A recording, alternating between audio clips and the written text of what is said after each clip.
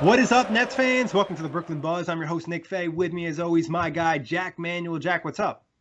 Talking Kyrie, ladies and gents. We are getting into our player preview series, and we're starting off with one of the biggest signings of the Nets offseason, but the NBA offseason, Kyrie Irving. Before we get into that, though, quick reminder, you can find the show on iTunes, Blog Talk Radio, OTGBasketball.com, NetsRepublic.com, Google Play, and YouTube. Also, head to Design Tree, grab yourself a Brooklyn Buzz t-shirt, save yourself $5 on that with OTG5. But like Jack mentioned, we're diving into Kyrie, all NBA, second team point guard, put up 23.8 points per game, 6.9 assists, 5 rebounds, shot 48% from the field, 40% from three, 87% from the free throw line, over a steal a game. Jack, these stats are nice.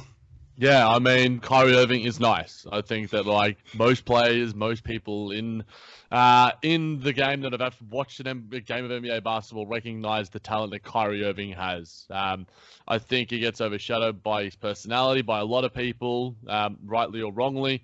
But Kyrie Irving had a tremendous season last year, especially that regular season. You know, his assist numbers were outstanding. You know, he was getting some boards. You know, that regular season form he had was incredible. And despite the fact that there were, a lot of misgivings and lack of harmony in the Boston Celtics locker room, it didn't take away from his production on the court. He started off the season especially like a house on fire with some massive games, against Philly, against Toronto. In those big games, Kyrie Irving really stepped up. It was a shame he couldn't bring that with him into the postseason as well, but he had an incredible regular season, and he is one of the top 3 point guards in the game today. Yeah, I think one thing that just instantly sticks out is the efficiency. You look at the numbers, 48% from the field, 40% from three, 87% from the free throw line, and only 2.6 turnovers with almost 7 assists. Like, just a very efficient player. Like you mentioned, Jack, most people watch the NBA would say Kyrie's nice. He's an elite NBA player, especially on the offensive end of the floor, and arguably a top 2, top 3 point guard in this league. So would you say last year was a success or disappointment for Kyrie? I'm going with disappointment because you can't help but have left a sour taste in your mouth by what he produced in the offseason. He wasn't able to lead the Celtics to some greater success, and at the end of the day, it wasn't all his fault, and we've spoken about that at length. But a brunt of the blame does have to be put on him as the team's best player, as the team's leader. He is the fulcrum of the offense. He, like we sort of spoke about, he was great in the regular season, but some of the best basketball maybe that he's ever played as a professional. But the postseason, he really did. He failed to step up. He failed to really make his mark, which is odd because he's normally just such a really good big game player. And obviously there was, so many circumstances surrounding that. But I think you can split it into, I guess, sort of two halves. Regular season success, playoffs, postseason disappointment. Yeah, you could even say like almost the first half of the year. And then as you got kind of past January, you kind of start to feel that tension. Like we've talked about on previous buzzes, he was reaching out to Spencer Dinwiddie around December. So maybe that first half of the year was a success, but then he kind of felt some disconnect, and that second year is a failure. Or you could even say on the court, maybe a success, off the court, disappointment. So just a couple of different ways to look at Kyrie's season. It was just really a weird year, not only for him, but also the Boston Celtics. Yeah, definitely. And I mean, if we're looking at the numbers pre and post All-Star break, it's funny because pre All-Star break, he averaged 23.6 points, 4.9 rebounds, 6.9 assists. Post All-Star break, 24.4 points, 5.4 rebounds, and 7 assists. So he had a better post All-Star break. It was just, the month of April was probably, one of his poorer months. Obviously he averaged 22 points, 4.3 rebounds, and 4.8 assists. So throughout the season, he was relatively consistent. It was literally just, he continued to put up numbers, but the numbers weren't as impactful. The Boston Celtics weren't getting the wins. I think if you're looking purely statistically, Kyrie Irving continued to produce throughout the entire regular season. Yes, there were games and moments here and there, and especially in clutch moments where the tension was built with him and Brad Simmons and a lot of the other guys in the locker room. And again, for me, at the end of the day, you want your best player to step up in the biggest moments, and the biggest moments come in the playoffs where you want to experience the most success. And Kyrie was bad then. Quite simply, he was poor, and I think that is why I will judge, despite the fact that it's a much smaller body of work to judge him from, it is the most important body of work to judge him from. So for me, overall, it's going to be a little bit of a disappointment. Yeah, and I think you look at that postseason too, is you probably have the most disconnect, lack of chemistry at that point. I think just the matchup with Milwaukee wasn't well, and just the options Boston has. But this is not a Celtics podcast. We don't care about their last season. We already did that comparison a couple shows ago. But let's talk strengths of Kyrie Irving's game, and there's a lot of them, Jack. There are, and I'm interested to hear if you actually have any more than what I'm going to list here. I've got ball handling, scoring, ability to read angles, body movements, shooting from every facet of the floor. His passing has improved. He's incredible in the pick and roll. He's an incredible free throw shooter and one of the best drivers that we've ever seen. Okay, so I do have some more. I kind of felt like that was a challenge. I feel like Kyrie, looking into the stats, he's better off ball than you probably think. Obviously, you think Kyrie Irving, you think he has a ball in his hands a lot. Shot really nice numbers off the ball last year as well. You know, he was successful with LeBron in Cleveland. They won a championship, and LeBron had the ball in his hands the majority of the time. Also, you mentioned, body positioning. He's excellent at positioning his body into a point where the defender cannot block the shot without fouling him. And I think that's crucial. And that comes with the great body movement that he has and control of his body. Good pull-up game. I think his basketball IQ is really underrated. Like, if you watch him on the floor, he makes so many good reads in terms of having the ball in his hands or not having the ball in his hands. So, and then, he's excellent. He's a clutch player. I think he was 5th in the NBA in clutch scoring last year. Just almost every offensive category. I'm not sure if he's bad in any offensive category.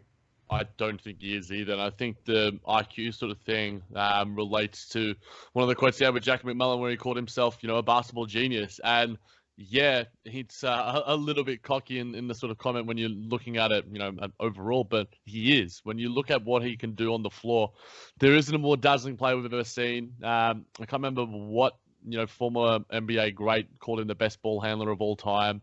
Was it Jason Williams or someone along those lines? I can't remember. White Chocolate might have been him. And yeah, he's going to go down as an all-timer.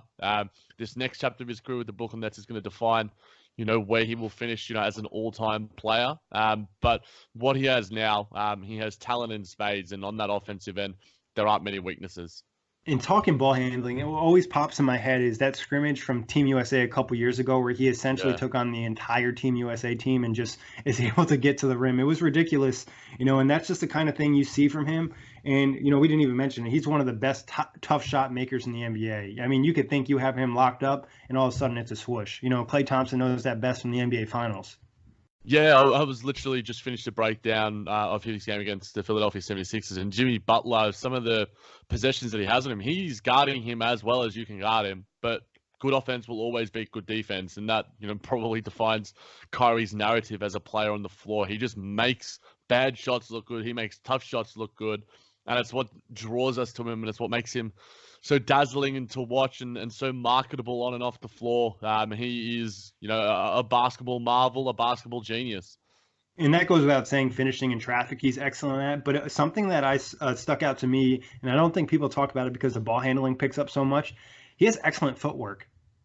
Yeah, I think that the footwork relates to, I've seen like his changes of pace quite a bit. Because it's hard. We've all like played a little bit of basketball here and there, but to be able to, stop on a whim and like you sort of said, the pull-up shot, but then sort of create pace, slow down the pace. He's just, I think control defines a lot of what he does. He just always seems in control with the ball in his hands, whether he's shooting, whether he's dribbling. You just want to put the ball in Kyrie Irving's hands because something is going to happen. It'd be interesting, just a fascinating sort of narrative. If he was in Houston and coached by Mike D'Antoni and given the same reign, the same sort of usage rate, what the Houston Rockets could be. It's just a fascinating sort of thought exercise that sort of came into my head because he's just so insane and so talented and so clever and so controlled when he has the ball in his hands. He just makes the right calls and the right plays the majority of the time. And he's extremely creative too. Just like some of the plays you watch, it's like something you might have never seen before on an NBA court. It's not in a bad way. It's in a good way. It's like, wow, why has no one ever tried to do this before? And with some of the layup finishes he has, it's ridiculous. And that'd be really fun to see him in Houston. Even just it'd be interesting to see his numbers if he was playing close to 40 minutes a game. Last year I think he only played like 33 minutes. And if he played a big chunk of minutes, obviously some of that is due to his health concern. But I would be interested to see what those numbers would look like. Yeah, the most minutes he's played in his career is 36.4 in 2014-15. So, and he's only played above 35 minutes 2 other times, in 2016-17 when they won that championship, and then also in 2013-14 too. Also, both years are where the only years where he's played more than 70 games as well. So, we'll obviously get to our prediction in terms of his minutes here later on. But yeah, when you're looking at, James Harden, who plays 36 minutes plus, LeBron James 36 minutes plus, I think, you hit the nail on the head. His health is always going to be, some sort of lingering concern. He's had niggling injuries for quite a while in his career, and that has prevented him from playing 75 games plus on a regular occasion. So that's always going to be a worry for him, and I guess it's probably one of the weaknesses. Yeah, transitioning to the weaknesses, the durability is a question. And obviously he had that really weird knee surgery, not last season, the season prior, where he had an infection, and there was some major concern about him even playing basketball. It was kind of swept under the rug because people didn't know about it, but that was kind of scary.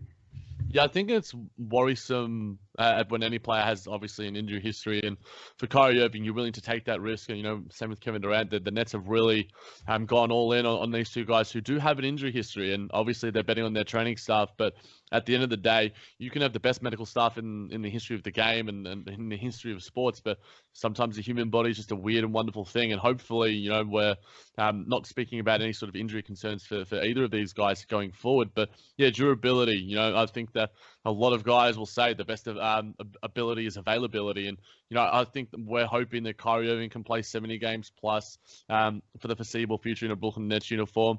He'll be managed obviously correctly by the training staff, but yeah, durability is probably one of the number one concerns and relates to his weaknesses. And obviously he can't necessarily help that in terms of his on-court production and such, but it certainly is worrisome to at least a minor extent. Yeah, hopefully that Brooklyn air has his body feeling 100%. In terms of other weaknesses, what do you got, Jack? I've got defensive engagement. I'd like him to get to the free throw line more. I think that he has such great talent there, and I think that Coach can probably challenge him to do so as well. Again, when we get to how the coaches can help him.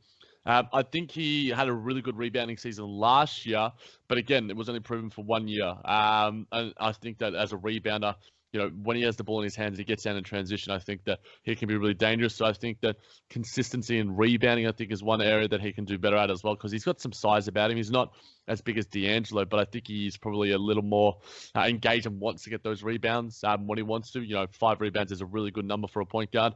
And maybe one that Boston Celtics fans will probably vibe with, and Gus and Cam and a lot of the other, and Matt might agree with this one as well. Does he make the teammates around him better? He's been the number 2 guy to LeBron James, where obviously we know LeBron James makes literally, the scrubs look like superstars, J.R. Smith, Tristan Thompson, these sort of guys. He elevates them, he gets them paid. Can Kyrie Irving make Taurean Prince look really good? Can he make Joe Harris be one of the best 3-point shooters for the second season in a row? His assist numbers reflected it. Obviously, he had some really good talent in Boston. There's probably a little bit less talent overall in Brooklyn compared to last year's Boston Celtics squad, but that's one thing that you could probably put a question mark on him as well. Does he make the teammates around him better? Yeah, and I just want to get this one point, and I know we're talking weaknesses, but you made me think about it with the rebounding. Just going back to the strengths real quick, I was really impressed with his transition play and his ability to finish in transition against multiple defenders. So if he's able to maintain that rebounding, like you pointed out, Jack, best rebounding year of his career, that would be big for him. But I agree. Can he play point guard? Like, can he make his teammates better? Can he run the show and set guys up to be in good positions? That's not just getting assists. That's, making sure your teammates are in the best position to succeed. And like you said, LeBron has done that. Jason Kidd has done that. Players around the league, that's something from the superstars. They're taking their teammates to the next level. And I think Kyrie can do that. It's just a matter of wanting to do that. And that kind of goes with the leadership aspect and leading a team. And that was a weakness last year. Hopefully he can improve on that. What would be some other areas you want to see him improve? I really didn't have that many more. Those were literally all of mine. There was like 3 or 4, obviously in comparison to his strengths. The defensive side, I think he had some really nice defensive plays for the Boston Celtics, and maybe he might take a step back in the Brooklyn Nets system. Hopefully not. But he can make some nice defensive plays. He's a pretty good sealer. I think he's a better defender than D'Angelo Russell. I think alongside Karis LeVert, he'll be asked to do a little bit less. Obviously, Karis LeVert doesn't have the defensive capabilities of a Marcus Smart does, and that's generally what I believe Kyrie fits best in, lineups alongside Marcus Smart, as a lot of people do. So yeah, I think like the sort of defensive side, and yeah, in that sort of just consistency and ability to stay on the floor and hopefully just like maintain a healthy body. And you spoke about the leadership sort of concerns and such, but we're hearing some pretty positive things around his teammates, and obviously he's good mates with Spencer Dinwiddie, and we're seeing him going to WNBA games with Karis LeVert. So I think that until proven otherwise, I'm not necessarily putting it as a weakness within this Brooklyn Nets roster. But for Boston, it was a clear weakness. He wasn't able to lead that team. He wasn't able to galvanize them as most leaders can. He was still sort of finding, I guess, his identity as a leader, not necessarily as a player, because he's established, he's well established his on-court identity and on-court persona. But I think he's still figuring things out, how to do things off the court. And it's just like growing up as a person, you just get a little bit older, you're in a different situation. And one thing it feels good is that, being a fan of the Nets as a kid growing up, I think will provide him a different almost type of ownership of the team, really wanting them to succeed, where maybe he never really felt that way in Boston being traded there. And I think that should help in the leadership front. But like you mentioned, defensively, continue to improve. He doesn't have to be a lockdown defender or anything like that. We just want him to be fully engaged, especially in the last moments of games and things along those lines. But like we said, he's an elite offensive player. There's not really a ton for him to improve on that's on the court. It's more of the off the court stuff.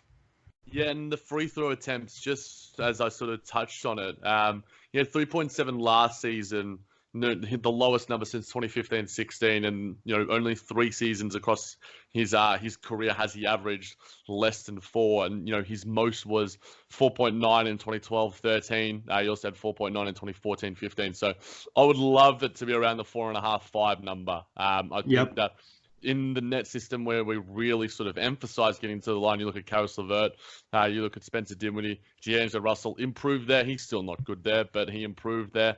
For a guy like Kyrie Irving, who can get into the paint at will, yes, he has a wonderful jump shot from all facets of the floor, but it just puts the pressure on the defense, and getting other teams into foul trouble and getting other big men into foul trouble. If you're getting 8 fouls on guys like Joel Embiid, it puts the pressure on, the Sixers to mess around with some lineups and put guys like Mike Scott and Jonah Bolden out there. So I think that if he can bring that number from 3.7 last season to at least a 4.2 or something around that sort of range, it's automatically going to make himself better. Yeah, I agree. I think that's a great, goal for him would be 4.5, and the best case scenario would be like getting to a 5. But just adding to that free throw, and obviously D'Angelo wasn't big in that area for the Nets, so that'd be huge for them. But what are some areas his teammates can help him be better? Yeah, so in terms of coaches. In terms of how the team can help him overall, Nick. What I've got written down is that Coach Kenny's pick and roll oriented offense should really allow Kyrie the space he needs to sort of dazzle and do his work, so he can sort of just work and just do his magic and sort of play instinctive basketball, which is what Kyrie does better than anyone else. He's going to have capable perimeter scorers. We talked about on the outlet preview that'll be out pretty soon. Having the likes of Taurean Prince and Joe Harris in a lot of lineups out there is 2 really capable perimeter scorers. And then you've got some decent defenders out there. If you've got Jared Allen out there, if you've got Rodion Kurucs, who's a decent enough defender a lot of the time, and you've got Karis LeVert too, and hopefully Taurean Prince takes a jump there, then it allows Kyrie to just focus on what he does best and play, not necessarily within the confines of Coach Kenny's system, but also just do his thing. And we saw Coach Kenny give a lot of free rein to D'Angelo Russell last season when that trust was built. It'll be interesting to see how, obviously, Kyrie has established himself through a much longer period. He's a little bit older. He's, borderline veteran status, much closer to veteran status than he is to sort of rookie status. So it'll be interested to see how Coach Kenny balances that sort of free rein with him. And I guess the team overall is that they can lift the sort of slack and hit those shots. When Kyrie's kicking it out to them, when he's giving them some alley-oops in the pick and roll to DeAndre Jordan, hit those shots, earn that trust with him, develop that chemistry. Yeah, you pretty much nailed it, Jack. Obviously, you're looking for the correct lineups with him that provide spacing and also help defensively. And then also Kenny just giving him kind of free reins. If you're going to give it to D'Angelo, you got to give it to Kyrie. Obviously, a more talented player, has done more in this league. And that's where I think things can get really fun. And then also, I think just having guys like Jared Allen and DeAndre Jordan, two great oop options, where he didn't necessarily have that in Boston. The Time Lord did get a couple minutes for Boston, but didn't necessarily play big. Daniel Theis was recovering, I think, from a torn ACL, so his hops weren't quite there. So having a lot of Jared Allen and DeAndre Jordan out there, because like you mentioned earlier, Kyrie is an underrated passer, and he can throw some nifty ones around the rim for these guys. And then also, I think, other than teammates hitting shots, I think he actually likes to get out and transition a little more. I know his pace in terms of a player, but I think that was almost a little bit more on Boston. If Karras wants to get out and run, Rodion's, Taurean Prince, I think that'd be really good for Kyrie's game. I think it would as well. Watching a lot of highlights, there's some moments where Jason Tatum, when he would push out on the floor, Jaylen Brown, these sort of guys who are good in the open court, but I think, Brad Stevens plays a little bit more of a conservative offensive system, and the Nets do to an extent as well. They're a bit more of a half-court team and like to, really hammer the pick and roll. And like you sort of said, I think, within the pick and roll, DeAndre Jordan and Jared Allen will be really capable. And, watching, sort of touching on Daniel Theis, seeing some highlights from him, he's a really good screener, and he gave Kyrie a lot of space. So I think that's an area where, if DeAndre Jordan can just give Kyrie some space, really nail some hard screens, and get his buddy, his good mate some space for himself, so he can roll, and also so Kyrie can hit some, if he's getting a pick on the perimeter, he can dribble to the left, he can dribble to the right, he can dribble back and hit that pull-up three with absolute ease if he has even a slither of space. He's one of like you said, Nick, he's one of the best tough shot makers that we've seen in recent decades. So I think that his teammates can do a lot. His coaches can do a lot. I think that there's a need to give him the free reign and the confidence to play instinctual basketball, while also reining him in at times, which I think, Coach Kenny is almost a pretty ideal coach that you would like to have with Kyrie. Brad Stevens seems a little bit more timid by nature, and he said himself that, he didn't have a good coaching performance. He took a brunt of the blame. Coach Kenny is, an outwardly vocal sort of character. We've seen him run onto the court for his plays. He's had to be held back. And we've seen him obviously have some issues with D'Angelo Russell, and is he playing late minutes, these sort of stuff. It'll be interesting to see the sort of relationship that the point guard, which is the be all and end all when it comes to the guy with the ball in his hands, and the coach heading into 2019-20. Yeah, essentially the coach on the floor. And I think that is a great point with Brad Stevens and Kenny Atkinson. And we've mentioned in the past is Kenny's just a little bit more tougher and willing to go at guys. And I think Kyrie could possibly respect that. And then obviously Kenny's played basketball across the world, so I think players appreciate that as well. And then just different elements of having, KD and DeAndre Jordan there to help kind of keep Kyrie under control if he's getting upset about things like he was in Boston. I think that'll really benefit the Nets too. And then also, I think the Nets just, and this is no disrespect to Boston because I don't know their culture as well, I think the Nets focuses more on basketball. And we saw the stories last year with Boston where the team going out late after a back-to-back and things along those lines that kind of piss Kyrie off. I don't think you'll see that as much in Brooklyn, and that should rub him the right way. Yeah, and I think Spencer as well is a similar sort of character to him, in terms of, they like that they're a bit, they're a bit more woke, and I mean that's fine. As long as no one is hurting anyone else, who cares? I mean, it offends me as an educator when Kyrie says some dumb stuff about, science and the like. I'd much rather him say some stuff like Spencer did. He's like, I'm going to get my own Iron Man suit. That's cool. I respect that. And, the Bitcoin sort of stuff that Spencer is a fan of. So I think that, like you sort of said there, Nick, the chemistry and, the guys holding him in check, I think that he's going to have that a little bit more. Al Horford as well, if you're looking at a guy who, is probably more a leader by example sort of character, even though, he sort of was asked the questions by the media and such about how did he sort of manage his locker room, and he would generally sort of say no comment. So I think that he probably does more than he's given credit for, but, the chemistry in terms of teammates and how the team can help him. I think that how the environment is for Kyrie, is it conducive for him to be successful? A lot of it is going to be on the coaches. A lot of it is going to be on his teammates. But at the end of the day, Kyrie chose to be here. He's going to have to produce as well. And I think another element that'll help is, and I think Kyrie is very family oriented, and the Nets do a great job of taking care of their players' family, and I think he'll appreciate that. But getting to the prediction portion of the show, I don't need to ask this. Obviously, Kyrie's going to be the starter. He's the most locked-in starter that the Nets have at this point. What do you think his minutes and usage rate will be at this season? Yeah, so minutes wise, I think he'll be around that 32 range in the regular season. And for the record, D'Angelo Russell and Joe Harris averaged the most last season and under any year in Coach Kenny's tenure with 30.2.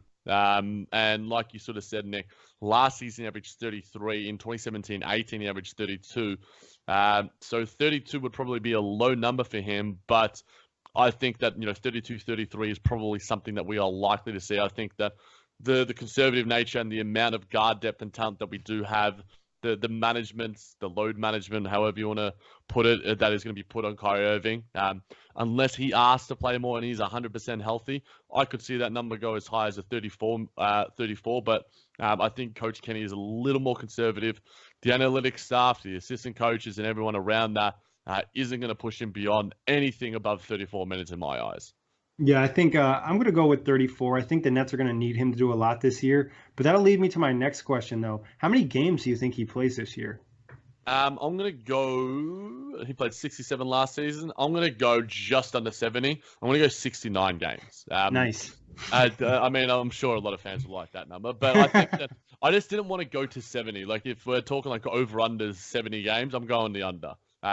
I think that I just tend to be more pessimistic. That's just how the way I am. But I think also that if there are any minor ankle tweaks or minor leg knee issues, he's going to be rested unless they are big games and televised games or games in March. The early parts of the season, the Nets we know are incredibly conservative when it comes to how they manage their players. So I would go above under 70 just because historically Kyrie has only played 70 games or more 3 times in his career, and he's only played 75 games once. So, and obviously, heading into his age 27 season, you expect him to be peaking, physically, but he does have the injury history behind him. So I'm going to stick with 69, but I could see him anywhere in the realms from 70 to 75. I don't think he's going to be playing 82 games. I just got to be a little bit more optimistic than you, and I'll go with 70 here. Okay. Of course, or it's like the Price is Right thing. You go $1 above. I got to win the prize here. It's what matters. What do you think he'll be at usage rate wise? He was at 29.6 last year. D'Angelo Russell, I believe, was top 3 or top 5 in usage in the NBA. Yeah, he was at 31.9%, I believe, according to Basketball Reference. I think I'm just going to go a nice round number. I'm going to go 30%. That's what I got too.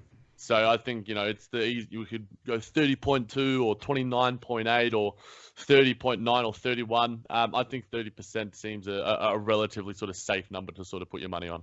Yeah, I agree. Pretty spot on there. What do you got for his stat line? Give me points per game, assists, rebounds, and then shooting splits.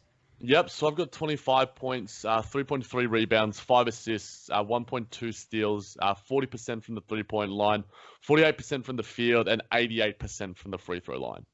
So I have pretty similar numbers to you. This is going to be like a repeat of last year almost.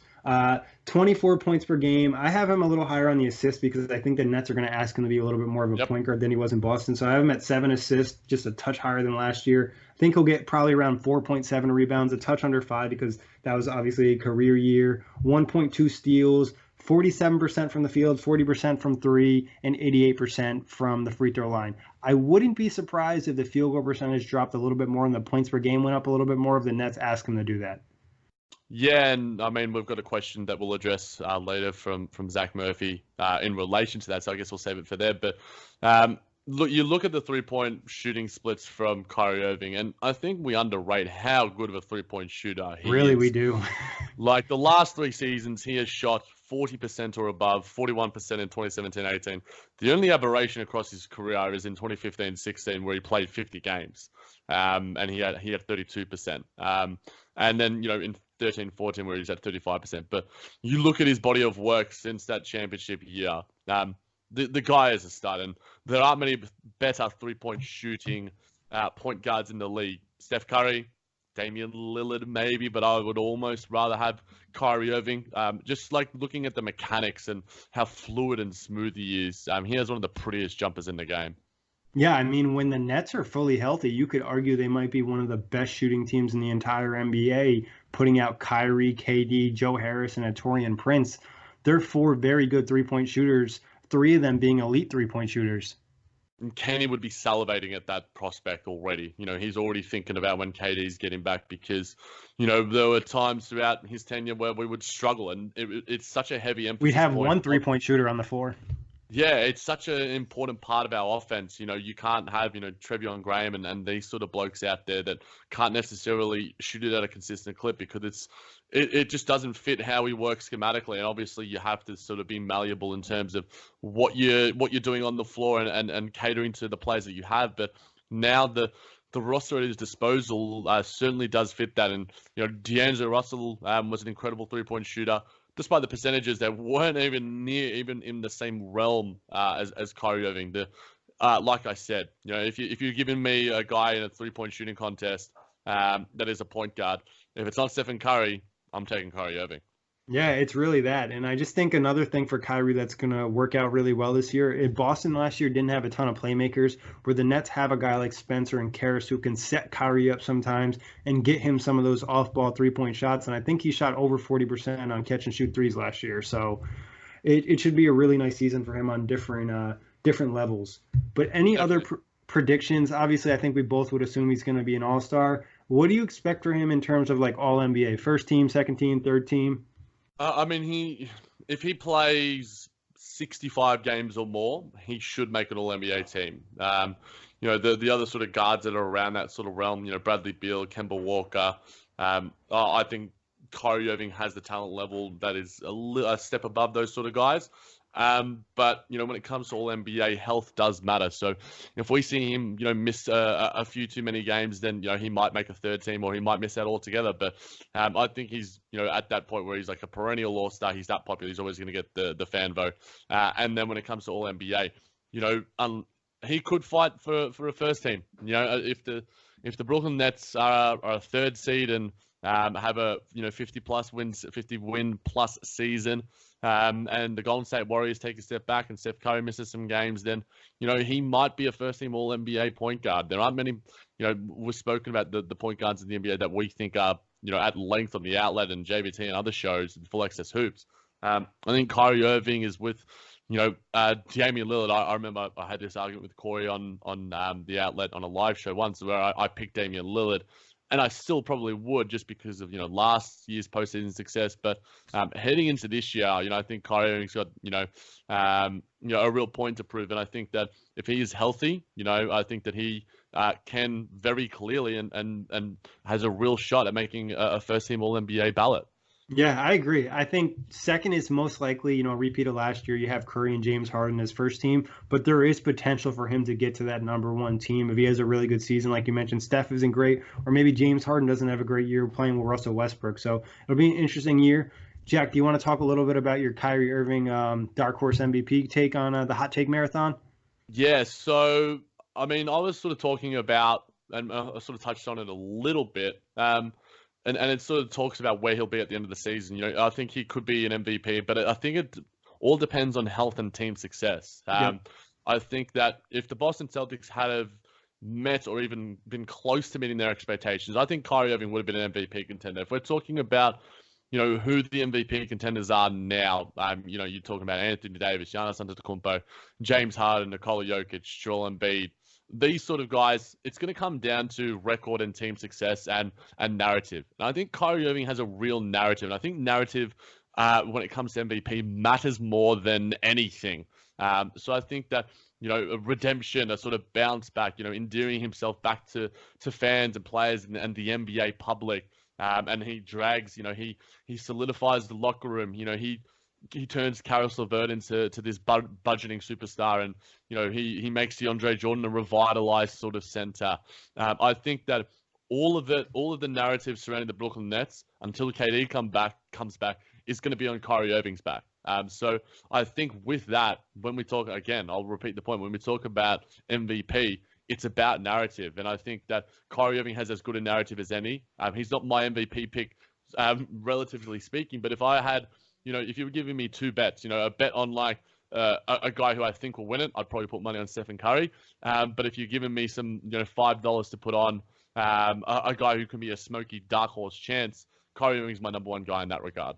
Yeah, and that's a great point. Narratives really do play a big role. And even if the Nets were to just have a lot of player development from, Karras and Jared Allen and Torian Prince, and they won 55 games, but Kyrie had the big stat line, a lot of the credit would go to him because that's just the way the media works. So there is really some potential there. Maybe if you're in Vegas, maybe put a low number bet out there. But Jack, we have some questions from some of the Buzz listeners and Nets fans. Do you want to touch on their questions first or the questions we have for each other?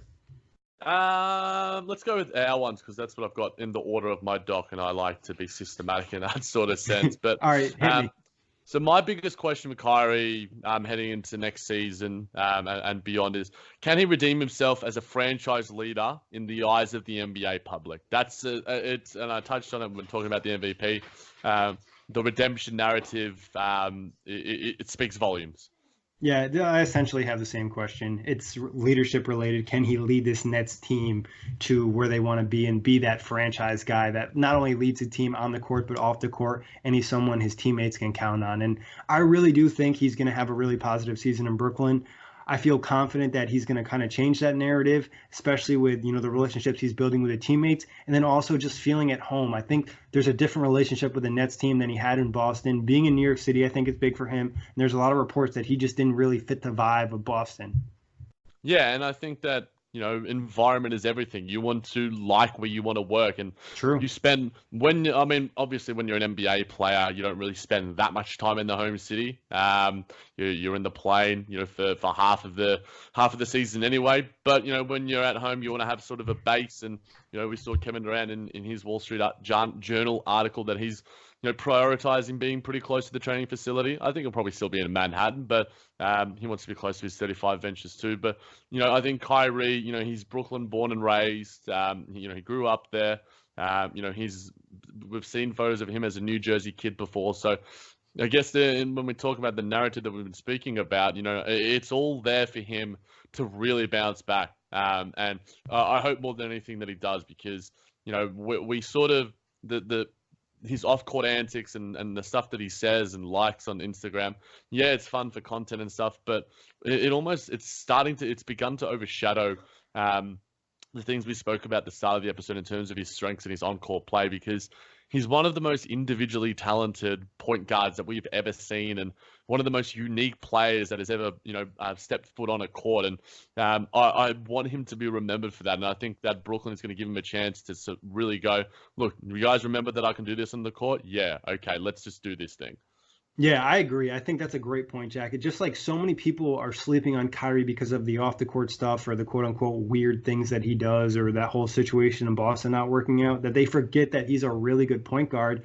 And he probably hit the most clutch shot that we've seen in the last 5 years in the finals against Golden State in Steph Curry's eyes. So I think people are just sleeping on really how good a player he is in so many different aspects of his game, which we covered. But you want to get in some of these listener questions? Yeah, so we'll hit up Dwayne on Twitter, Duane. I want to get it right. Dark Knight 27. How much load management will he get? Will that hinder his MVP chances or enhance them? I think if he's able to stay healthy and play, 70 games or 69 games like we talked about, I think that helps his MVP chances, because if you don't give him load management and then he does get injured and then he's only playing 60 games, you can throw away those MVP chances, because you really do need to get probably over that 65 mark to have a chance at it. So I think resting him at the right times, especially with the guards that the Nets have, will benefit him on the court and in the long run for the entire season. Yeah, I think in terms of the load management, it will impact him. I think it's almost, the answer is both for me. I think he needs to play 70 games plus to have a chance at the MVP. I think 65 games is too little unless you are Stephen Curry and having otherworldly superstar aberrations of seasons. Then it's just not going to happen. I think Kyrie Irving's going to have to play maybe close to 75 games, than the most of these ever played, to be in the conversation, because there are that many other guys around him that, James Harden really takes games off almost to his own detriment. Giannis really takes games off, but he plays 32 minutes a game. I think that Kyrie Irving is certainly within an MVP chance, but at the same time, you want him to be productive when he's out on the floor. And, the Nets would rather him miss, 2 or 3 games and be peaking in April and March than for him to sort of go overboard and play 76, 77, 78 games and have him, sort of limping into the playoffs. So I think that it's a little bit from column A, it's a little bit from column B. It might sound like a cop-out answer, but I legitimately do believe that.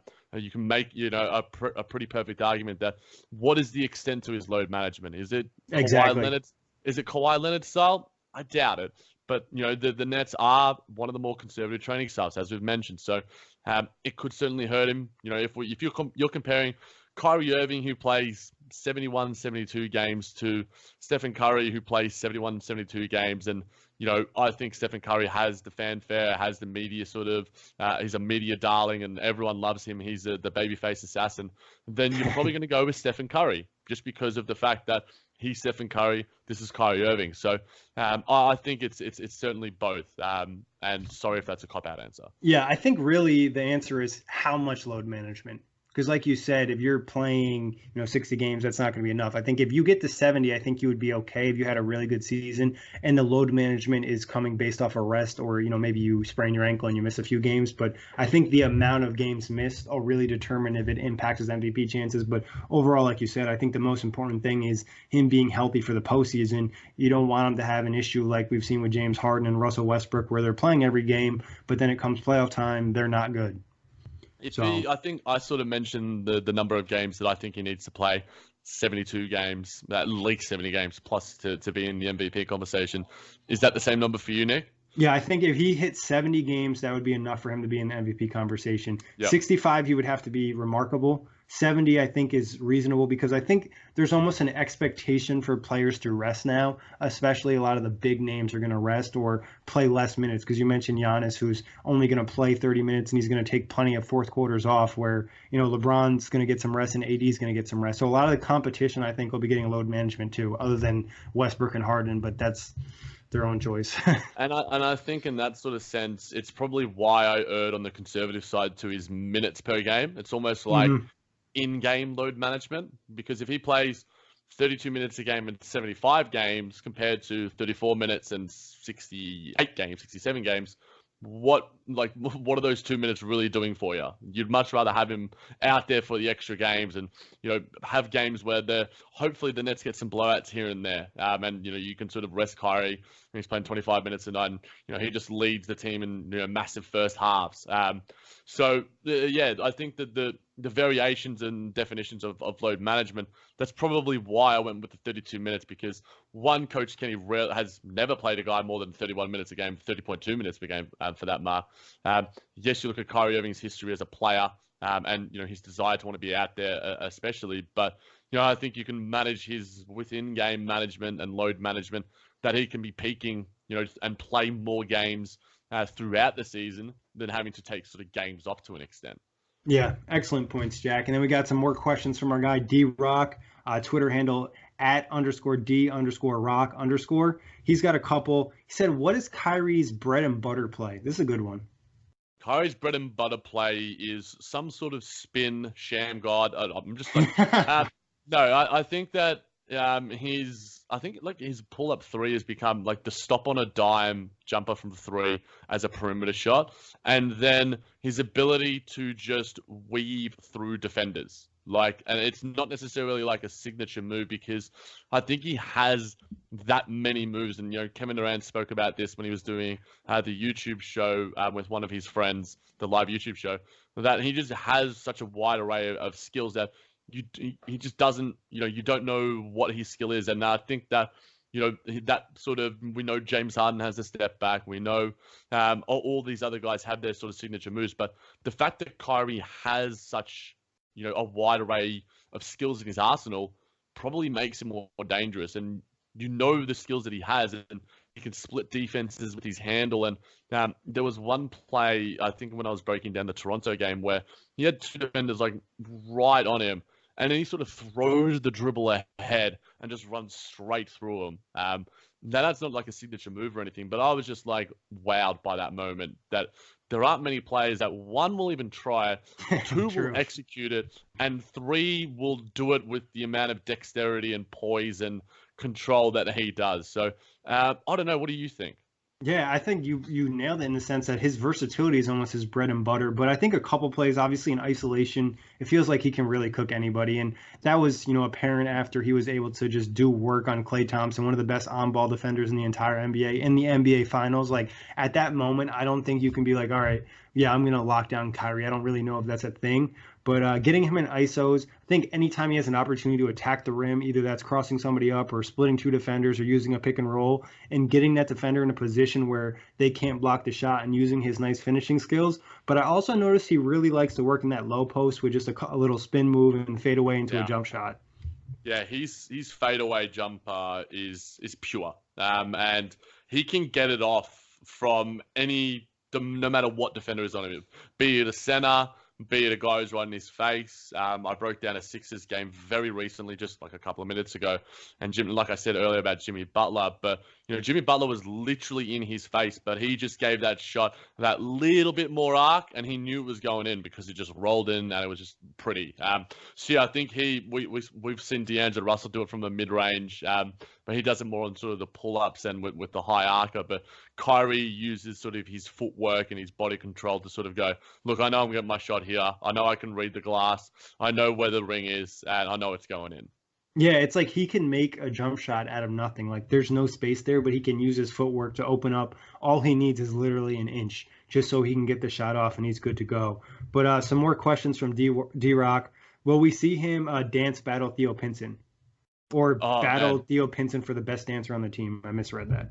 Well, KD needs to save his dance moves for a very long time, so hopefully Kyrie can step up. We know that there is when you type in Kyrie Irving when you're looking for gifts, one of his gifts is him sort of swaying a little bit. He's more of a like an arm and upper body dancer, whereas Theo's got the moves with the feet.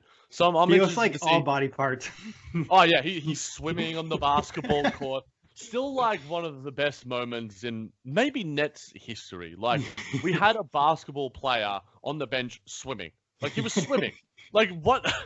That's why you earn that contract there. Obviously you're a great player, but I'm hoping to see that same camaraderie. And Kyrie did mention that throughout the Boston Celtics season. He's like, we got these benches, jumping around, dancing and stuff, and what do we have here? Not going to say it's a direct reference to the Brooklyn Nets, but it's a direct reference. It was a direct reference to the Brooklyn Nets. So I think he's looking for the vibes. I think he's looking for the fun. We've seen, the Uncle Drew character is all fun. We've seen him dance in that movie. He got some moves in that. It's not a great movie, but the dance scene is pretty cool. Kyrie's got some moves. I'm interested to see I'm a bit disappointed there isn't like a dance battle night for some of the promo nights out in Barclays. That would be funny, a Theo Pinson bobblehead dressed up as like a dancer doing like disco or something. But Yeah, just like Michael Jackson. I want the Nets to maintain health, and if they maintain health, Theo Pinson will probably be on the bench the entire year, so he can keep that role as the best dancer. Kyrie can join the fun once in a while, but we'll leave that to Theo. Yes, sir. But who should be this? Who should Kyrie? Should he special mentor someone on the team, and if so, who?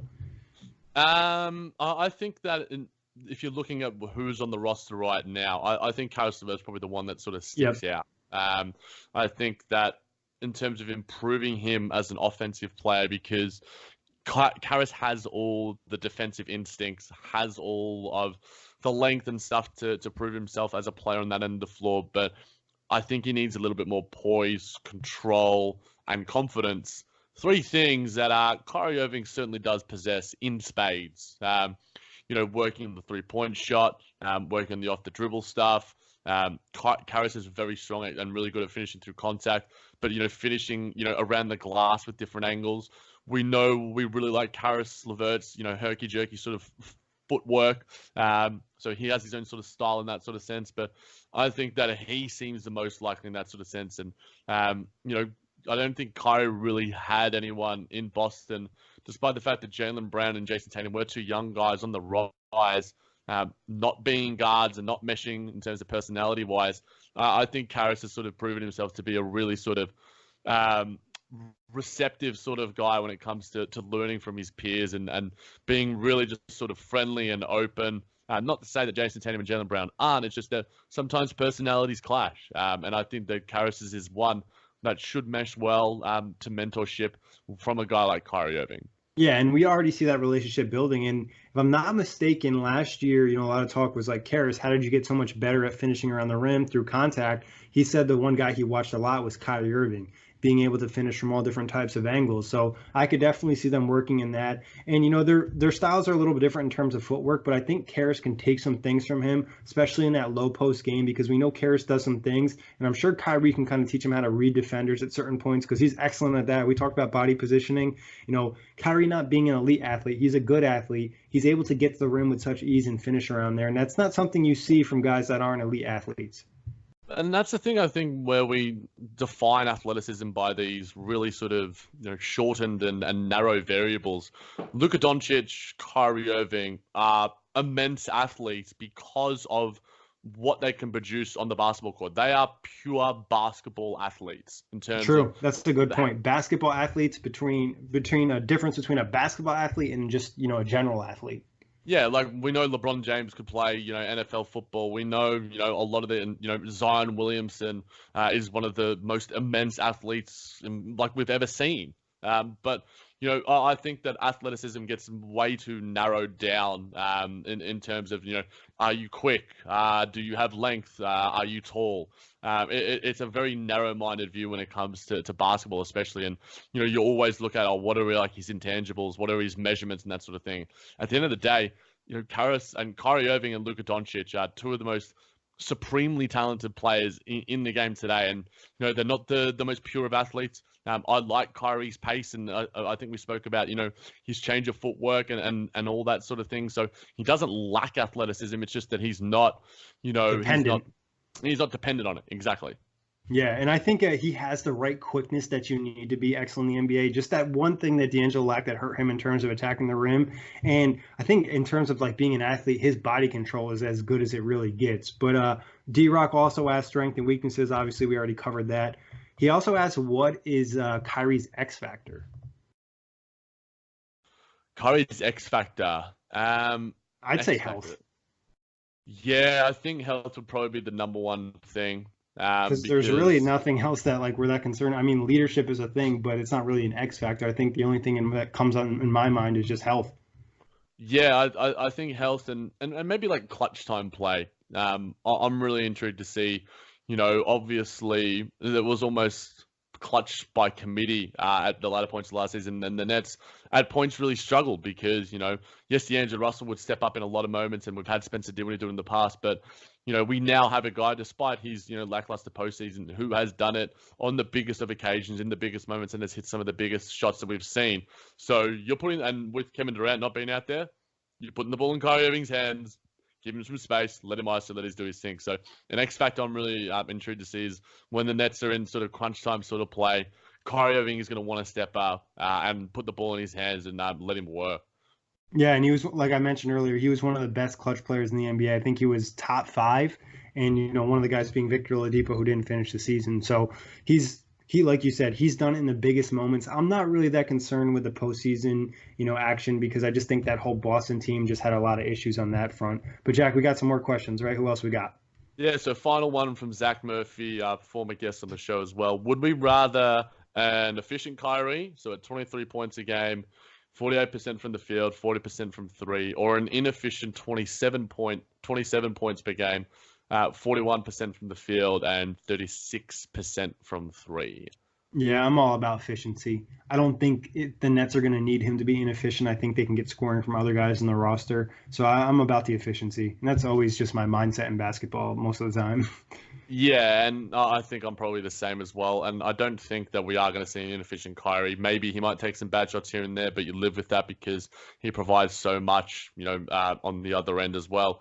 But in relation to that, I'm going to go with the efficiency as well. But if he is averaging, in between that, so let's go from 23 to 27. If he's averaging 45% and 38%, then that's probably almost the mark where, you would nearly want it. But, he shot 40% from 3 quite consistently. He might drop to 38, next season, 39, but I still think it's a really good number. But this is a question that I thought about when Zach sent it to me as well. And you've sort of already touched on it a little bit, Nick, but would you rather Kyrie emphasize his passing throughout next season or utilize his individual talents as a scorer?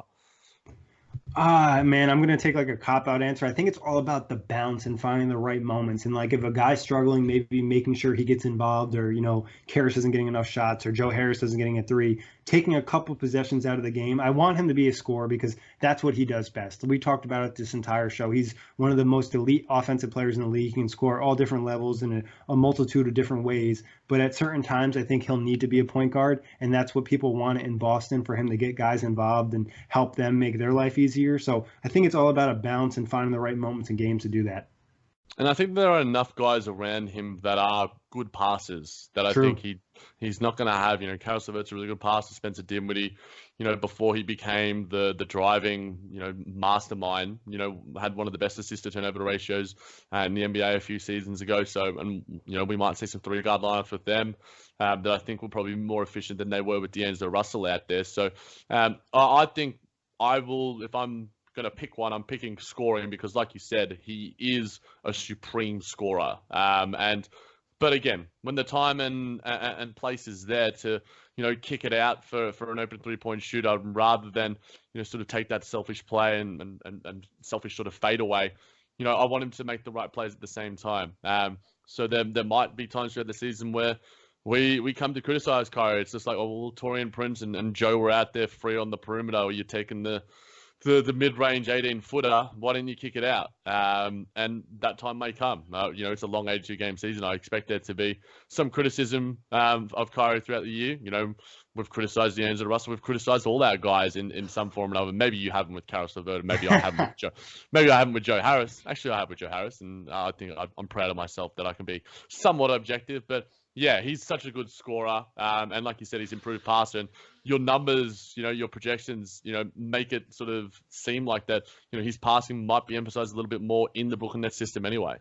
Yeah, and I think when you mention, Karras and Spencer being good passers, I think the Nets also have a lot of other capable passers. They're not, elite or playmakers in any front, but DeAndre Jordan, Jared Allen, Joe Harris, all guys who can pass the ball. Garrett Temple, they're capable of passing and moving the ball around the offense, which I think is really important.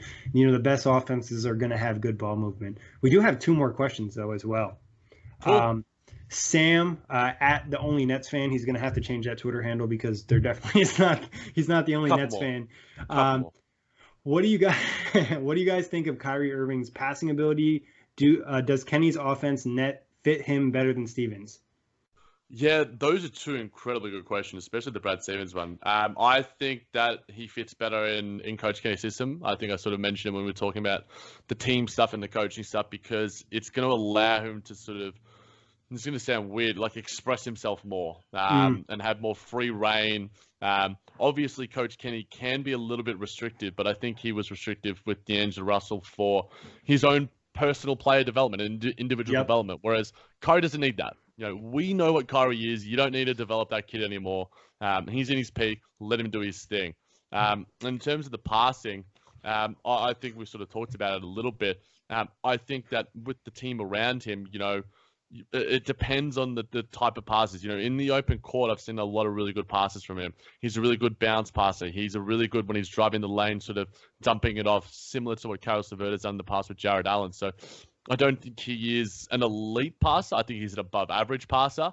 But I think within Coach Kenny's system, maybe he does look a little bit better. But then again, in Brad Stevens' system, I think he was and is a better passer, but I think he's going to fit better in terms of the skill set that he does possess and his elite talents within Coach Kenny's system.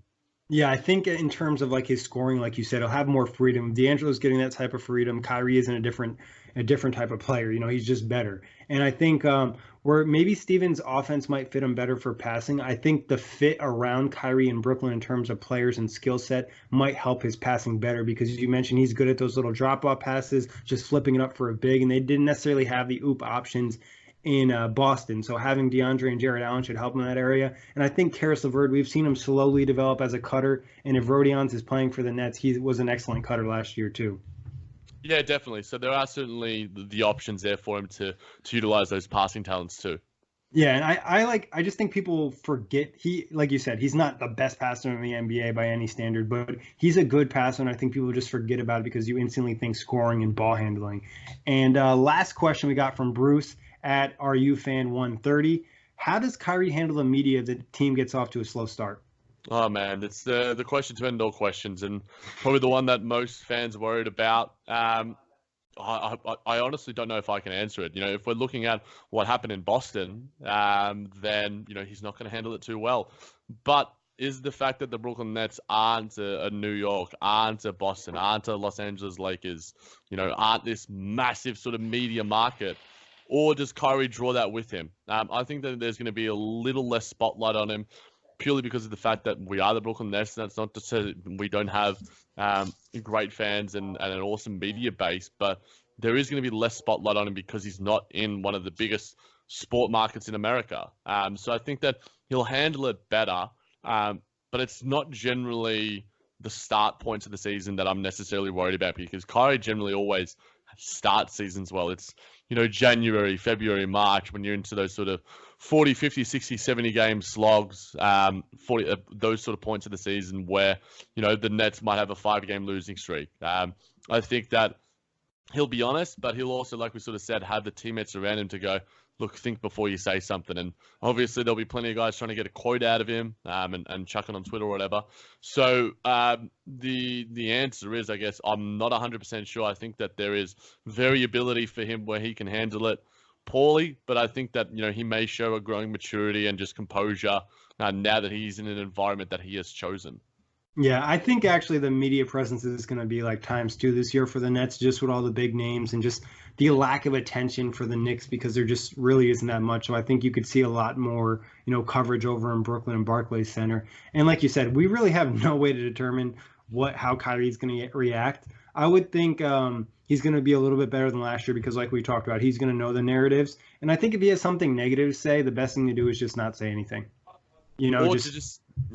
Or to just say to Spencer in the locker room, to say to DeAndre, to say to Kevin Durant, and have a chat with him in the WhatsApp, and just not project it to the millions of people on Twitter and his millions of fans that are watching his every little move that, is projected by whatever sports platform that he has, because he has so much reach. And, I think he's starting to understand the power of his words. And we've sort of seen, and we're probably going to speak about it on a news edition of the Brooklyn Buzz, that Kyrie's been somewhat sheltered when it comes to the media a little bit.